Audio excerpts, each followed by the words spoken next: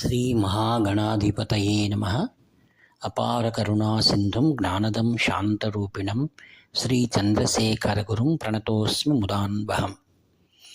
కాంచి పరమాచార్య స్వాముల వారు కాంచీపురంలో ఉండగా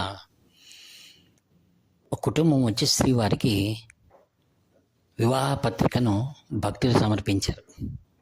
శ్రీవారు పక్కన పరిచారకులతో వారిని అడుగు, అందరికి కూడా ఇలా తాముగా వెళ్ళి పత్రికలు ఇస్తున్నారా అన్నారు.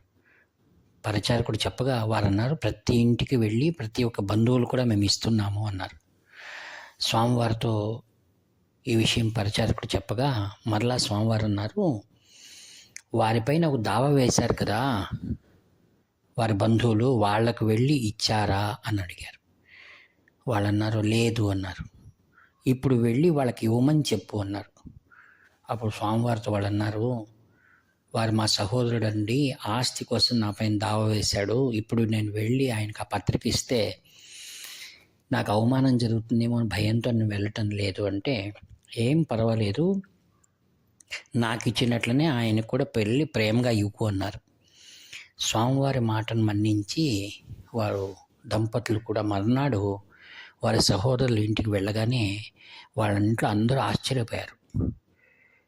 వారి ఇంటికి రావడం, వారికి పత్రిక ఇస్తుండడం, వాళ్ళు ఎంతో ప్రేమతో పిలిచారు. మన దేశంలో ధర్మంలో గౌరవం ఉంది ఏంటంటే, ఎవరైనా ఇంటికి వచ్చినా వాళ్ళని అతిథులు మనం మర్యాద చేయాలి. అలా కూర్చుండబెట్టి ఆ ప్రేమతో ఆ పత్రికను అందుకున్నారు ఆయన. అందుకుని అందరూ కూడా ఒక్కసారి కుటుంబ సభ్యులంతా కూడా కన్నీళ్ళు కార్చారు. మేము ఎంత మంచి వాళ్ళపైన మేము దావా వేశాము అని ఒకసారి ఆలింగనం చేసుకొని తప్పకుండా వివాహానికి మేమంతా వస్తాము అని చెప్పడం జరిగింది. తర్వాత వివాహం అయిన తర్వాత వాళ్ళందరూ మనం ఇలా వాదులాడుకోవడం మంచిది కాదు, కోర్టుకు వెళ్ళడం మంచిది కాదు, మనమంతా సహృదయంగా ఒక దగ్గర కూర్చొని సమస్య పరిష్కారం చేసుకుందామని అందరూ సంయమనంతో ఆ యొక్క సమస్యను పరిష్కారం చేసుకున్నారు. ఇది కాంచి మహాస్వాముల వారి యొక్క జ్ఞాపకంతో మనం అందరూ సమైక్యంగా ఉండాలి అంటే కోర్టుల ద్వారా ఇది పరిష్కారం కాదు అని మహాస్వాముల వారు బంధుత్వాలను కాపాడుకోవాలనే విషయాన్ని మనకు సందేశంగా ఇస్తున్నారు.